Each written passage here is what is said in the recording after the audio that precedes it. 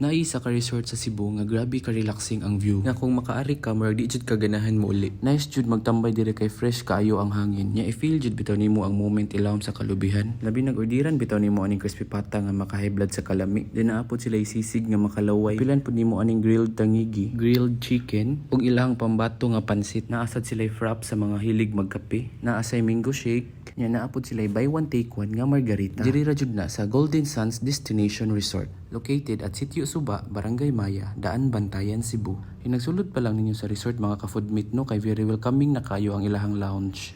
If ever namin nakalimtan nga gamit, di ra dyan mo mag-uol kay naara sila mini store dira. If gusto mo makasave, you can buy their voucher kay na sila discount sa rooms, sa foods ug sa water activities.